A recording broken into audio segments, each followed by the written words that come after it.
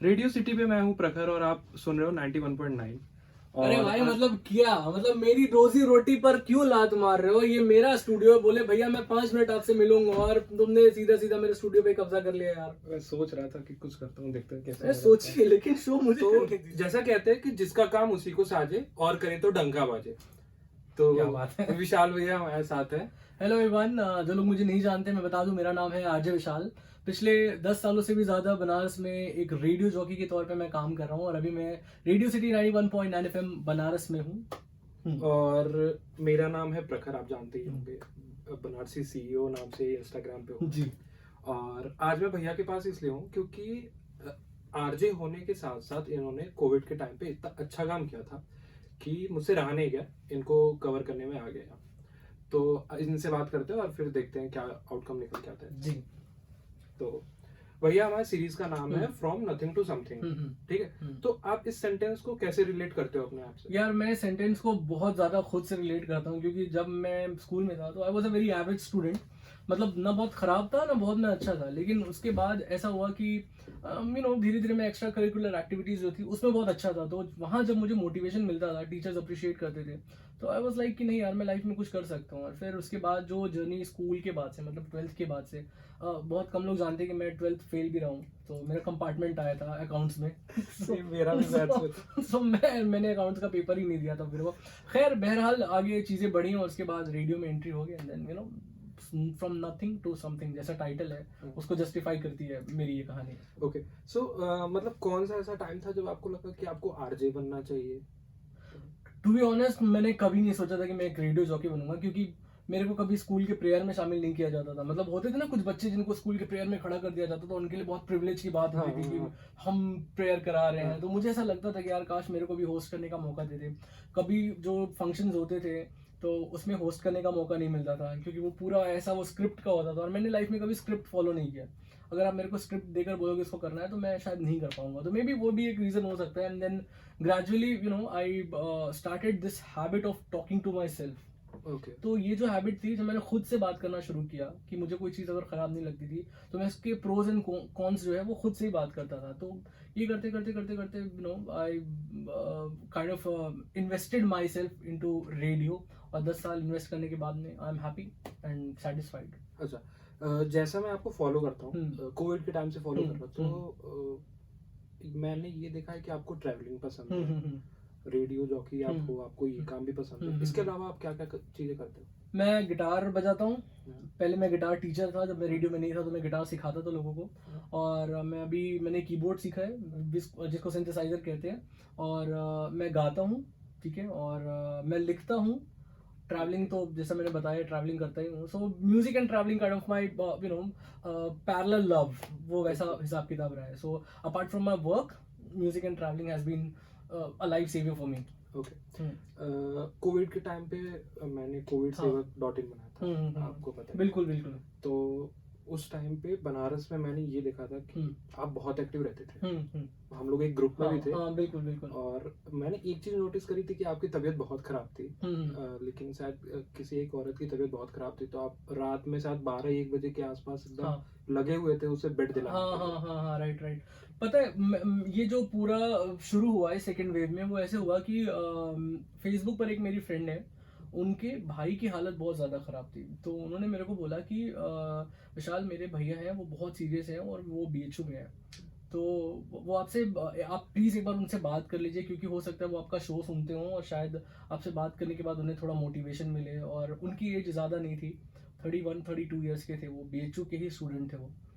तो जब मैंने उनसे बात की और उनकी सांस बहुत ज़्यादा फूल रही थी, जैसे कोविड पेशेंट्स का होता है, ऑक्सीजन लेवल कम हो गया, ऑक्सीजन लेवल बहुत कम हो गया था उनका एंड उनकी डेथ हो गई। तो मेरे पास आज भी वो रिकॉर्डिंग पड़ी हुई है। मैंने मतलब ऑटोमेटिक रिकॉर्डर मेरे फ़ोन में ऑन रहता है, तो आज भी वो रिकॉर्डिंग मेरे पास पड़ी हुई है। तो उनकी डेथ के बाद जब मैं सुबह उठा अगले दिन, मैंने उससे पूछा, जो मेरी फ्रेंड थी फेसबुक फ्रेंड, मैंने उससे पूछा कि अभी कैसी तबीयत है उनकी। तो उसने बताया कि उनकी डेथ हो गई। और वो उस टाइम ने मेरे को थोड़ा सा मतलब शॉक कर दिया बहुत ज़्यादा। और उसी के बाद मैंने सोचा था कि यार मैं ऐसे खाली हाथ नहीं बैठ सकता। I want to help people and I will help people no matter what and no matter how. तो धीरे धीरे एक शुरुआत किया। मुझे आइडिया आया कि यार फेसबुक पे पहले लिखते, क्योंकि फेसबुक पे ग्रुप बनाता तो शायद उस तरीके से हम एक्टिव नहीं हो हाँ। पाते. I wanted genuine people to be in my group, genuine people who desperately wanted to help people. So उन लोगों को मैंने जोड़ा. हमने करीब 170 लोगों की एक अच्छी खासी टीम बनाई और फिर उसके बाद दिन रात एक करके लगे रहते थे. मतलब मैं शो कर रहा हूँ और इधर मैं लोगों के लिए बेड अरेंज कर रहा हूँ, ऐसा भी सिचुएशन आया था उस टाइम के लिए. लकीली अब हम उन चीज़ों से बाहर निकल गए हैं और अब उस ग्रुप की भी जरूरत नहीं पड़ रही है. हाँ। तो ये ऐसे ही इस ग्रुप की शुरुआत हुई थी बेसिकली. सो मेरा भी सेम ऐसा ही हाँ. एक्सपीरियंस था. मेरा एक दोस्त था तो उसने मेरे को कॉल किया शाम को 6 बजे कि भाई मेरे पापा की तबीयत खराब है, बेड चाहिए. हम लोग लग गए हॉस्पिटल, बेड ढूंढने में, ढूंढ रहे कहीं पूरे बनारस में बेड नहीं मिला. फिर अगले दिन सुबह में 4 बजे मिला. किसी तरीके से उनको हॉस्पिटलाइज किया गया लेकिन फिर भी वो भी नहीं नहीं बच बचे. पाए. ठीक. तो फिर मेरे दिमाग में ये आया, उस दिन शाम को मेरे दिमाग में ये आ गया था कि हम लोग इतने परेशान हैं. हम लोग के कॉन्टेक्ट्स अच्छे खासे हैं, मतलब पापा के कॉन्टेक्ट्स अच्छे खासे हमारे भी हैं, फिर भी हम कुछ नहीं कर पा रहे. तो कुछ ऐसा करते हैं जिससे ये लोगों को एक प्लेटफॉर्म मिले जहाँ पे ये अगर कोई परेशान है तो वो यहाँ आए और ये सारी चीजें हो जाए. तो वही मोटिवेशन मेरे अंदर भी आया था. मैं समझ सकता हूँ क्योंकि पहली बार मैंने लाइफ में आरजे होने का एक जो बेनिफिट होता है ना, पर्क होता है, वो शायद मैंने उठाया था.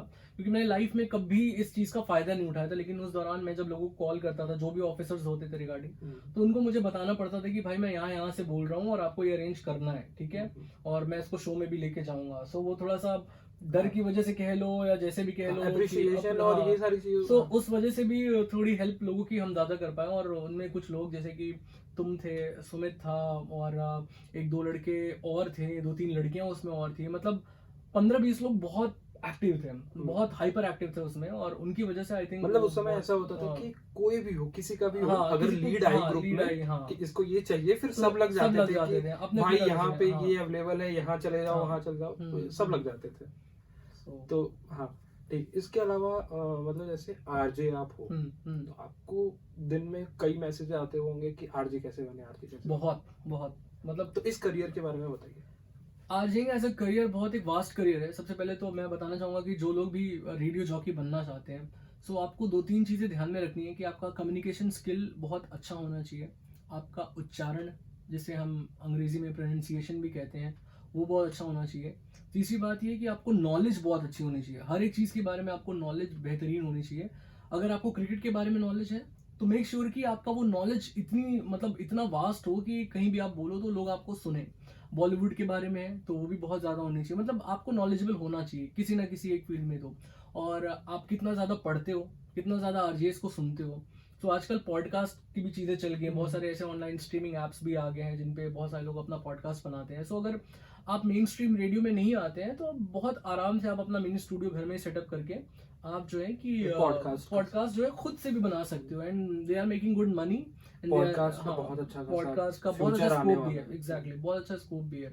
सो आई थिंक ये कुछ बातें लोगों को ध्यान में रखनी चाहिए. एंड रही रेडियो की बात, तो अगर रेडियो में आपको काम करना है तो सिर्फ रेडियो जॉकी ही एक करियर नहीं है. उसमें आप प्रोड्यूसर भी बन सकते हैं, उसमें आप साउंड इंजीनियर भी बन सकते हैं, उसमें आप मार्केटिंग भी कर सकते हैं, उसमें आप कॉपीराइटर भी बन सकते हैं जो एड्स वैड्स लिखते हैं. तो बहुत वास्ट करियर है. आप अलग अलग सेक्टर्स में भी जा सकते हो. और अगर ग्रेजुअली आप धीरे धीरे वो डेवलप करोगे एंड अगर लगेगा आप जहाँ हायर होते हो उनको कि आपके अंदर पोटेंशियल है रेडियो जॉकी बनने का, क्या पता आपको बाद में रेडियो जॉकी भी बना दे वो.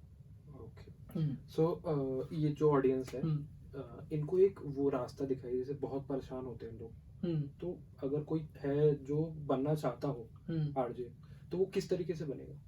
यार सबसे पहले तो देखो, ये परेशान, ये जो वर्ड है ना, ये सिर्फ आरजे के लिए ही नहीं, कोई भी करियर आप चुनना चाहते हो.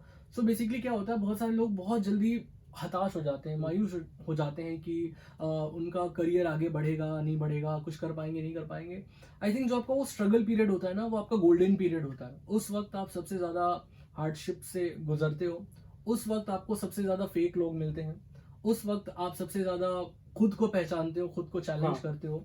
तो आई थिंक ये सारी जो चीज़ें हैं आपको बहुत स्ट्रांग बना देती है और आपका जो विल पावर है वो बहुत स्ट्रांग हो जाता है कि नहीं, मुझे करना ही करना है. और बहुत सारे ऐसे आजकल हैं इंस्टीट्यूट भी जो ऐसे कोर्सेज कराते हैं, लेकिन आई एम नॉट श्योर कि वो प्लेसमेंट ऐसा देते हैं या नहीं देते 99 हैं। रुपीज वाला कोर्स। और ऑनलाइन भी मैंने देखा था कि 99 रुपीज़ में वो आरजेइंग का कोर्स करा देते, तो नहीं यार, 99 रुपीज़ में आरजे का कोई कोर्स नहीं होता है। वो आपको बेसिक कुछ वही चीज़ें बताएंगे जो आप ऑलरेडी जानते रहोगे, लेकिन वो आपको ऐसे तरीके से बताएंगे कि आपको लगेगा कि ये मैंने कुछ नया सीखा। तो आप रेडियो जिस दिन सुनना अच्छे से शुरू कर दोगे ना, कि कोई अगर रेडियो जॉकी है, वो अगर बात कर रहा है, किस तरीके से बात कर रहा है, किस बारे में बात कर रहा है, क्या उसका लहजा है, किन लोगों को वो एड्रेस कर रहा है, तो आई थिंक वहां से आपकी जर्नी शुरू हो जाएगी। So a good listener is always a good speaker मेरे हिसाब से। ओके, सो लास्ट क्वेश्चन ये कि life of a RJ. Life of RJ, life of RJ ऐसी है कि बहुत कम छुट्टियां मिलती हैं हमें। सबसे पहली बात ये है, हमारा कोई संडे नहीं होता, मतलब छुट्टी रहती है संडे को, नो डाउट, लेकिन अगर संडे को कोई इवेंट है, कोई चीज़ है ऐसी, तो आपको जाना ही जाना है, ठीक है। अगर आपका वो पहला कमिटमेंट रहेगा, तो इट इज़ बेसिकली 24/7 जॉब। तो अगर कोई फ़ोन नहीं होता है, कोई ऐसी कमिटमेंट नहीं है, कोई ऐसी एक्टिविटी नहीं है, तो आप आराम कर सकते हो। बाकी छुट्टी का देखो ऐसा होता है कि आप ऑन एयर शो करते हो, ठीक है, तो आप 15 दिन के लिए चाहो कि आप शो छोड़कर चले जाओ, तो वो पॉसिबल नहीं होता है। तो इस वजह से छुट्टियां बहुत कम मिलती हैं। And being a travel freaky, मेरे साथ ये थोड़ा सा मेरे को अंदर ही अंदर लगता है कि यार मैं, क्योंकि अब जाहिर सी बात है कि मेरे दोनों हाथ में लड्डू नहीं हो सकता है। मैं इसी हाथ में या तो लड्डू रख लूँ या इसी हाथ में लड्डू रख लूँ। सो इस वजह से थोड़ा सा एक ये कौन तो नहीं कहूंगा, लेकिन हाँ एक कमिटमेंट है, एक तो कमिटमेंट है। लद्दाख वाली ट्रिप कैसे करोगे आप? लद्दाख वाली ट्रिप मैं ऐसे करूंगा कि मैंने अपना एक मिनी स्टूडियो बना के रखा है, तो मैं कहीं भी इंडिया में ट्रैवल करूंगा, मैं अपना शो कर सकता हूँ। अच्छा, तो वो आप हाँ, लेके वो ट्रैवल मैं ट्रैवल करता हूँ। अभी मैं उत्तराखंड भी गया था, तो मैं अपना शो करता था, पहाड़ों से करता था। मैं 8 दिन 9 दिन के लिए मैं पहाड़ों में था, वहाँ से अपना शो करता था। सो बहुत अच्छा एक्सपीरियंस होता है। और अब तो वर्क फ्रॉम होम वाला कल्चर भी आ गया है, सो उसकी वजह से काफ़ी सारी चीज़ें चेंज हो गई हैं। सो या that is one benefit of corona, कह सकते हो कि वर्क फ्रॉम होम लोगों को मिलने लगा। क्योंकि हमने कभी पहले बचपन, मतलब बचपन तो नहीं कहूँगा, लेकिन बचपन से जब भी रेडियो सुनते रहे हैं, हम यही सोचते थे कि रेडियो जॉकी जो है वो स्टूडियो में ही बैठा होगा। लेकिन वर्क फ्रॉम होम में ऐसा था कि हमने घर से भी शो किया है। तो हाँ, ये तो कभी मैं भी सोच रहा था कैसे ही करते होंगे। शोर आंटी कभी बगल वाली आंटी खट खट खट खट कर रही अब है। मेरा घर जैसे मेन रोड पर ही है, तो मैं कुछ बोल रहा हूँ, अपना शो कर रहा हूँ, और बगल में पे, पे, कुत्ता पे, आके भौंक रहा है, गाय जो है वो अपनी आवाज दे रही है, कोई हॉर्न बजाया जा रहा है। तो ये सारे चैलेंजेस थे, बट ठीक है, उसका भी अपना एक अलग मजा था। घर में हाफ पैंट निक्कर पहन के बैठे हुए उसमें शो कर रहे हैं, कौन देख रहा है रेडियो पे। तो ये वाली बात थी। या चलिए ठीक है भैया, बात करके काफी मजा आया। थैंक यू भाई, मुझे भी बहुत अच्छा लगा। And I wish you all the very best, because तुम भी कुछ अलग कर रहे हो लाइफ में, एंड बहुत सारे लोगों को मोटिवेट करो। This is one thing that I really appreciate about youngsters like you, कि वो लोग लाइफ में कुछ अलग कर रहे हैं। वो नहीं कर रहे हैं जो सब कर रहे हैं, वो कर रहे हैं जो भीड़ से थोड़ा अलग दिखे। So all the very best. And तुमने जो अपना कोविड सेवक ऐप बनाया था, उसको मैं उम्मीद करूंगा कि और अच्छे से डेवलप हो और बेहतर करे। नहीं, वो डेवलप ना हो, वो डेवलप भगवान करे वो मतलब डेवलप ना बेहतर हो। तरीके में, कोविड हाँ। सेवक नहीं, लेकिन उसका एक और फॉर्म जो है हाँ। मेडिकल से ही रिलेटेड हाँ। या कुछ भी रिलेटेड, ताकि भविष्य में किसी को भी कुछ ऐसी जरूरत पड़ती है तो फिर उसके लिए वो रहे। तो चलो, okay, thank you so much. Thank you.